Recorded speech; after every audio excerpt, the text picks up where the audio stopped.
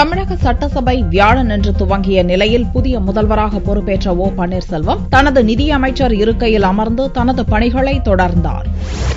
சொத்து சேர்ப்பு வழக்கில் முதல்வர் ஜெயலலிதா பதவி இழந்ததை தொடர்ந்து நிதியமைச்சராக இருந்த ஓ பன்னீர்செல்வம் முதல்வராக பொறுப்பேற்றார். ஏற்கனவே முதல்வராக பன்னீர்செல்வம் இருந்தபோதும் சட்டசபை அப்போது நடக்கவில்லை. அதிமுக ஆட்சியில் முதல்வராக ஜெயலலிதா இல்லாத நிலையில் ஓ பன்னீர்செல்வம் முதல்வரான நிலையில் முதல் சட்டசபை கூட்டம் வியாழனன்று நடந்தது. காலையில் சபைக்கு வந்த திமுக தலைவர் கருணாநிதி தனக்குரிய இருக்கை வசதி செய்து தரப்படாததால் கூட்டத்தில் பங்கேற்கவில்லை என்று கூறிவிட்டு சென்றார். எதிர்க்கட்சித் தலைவர் விஜயகாந்த் சட்டசபைக்கு வரவில்லை.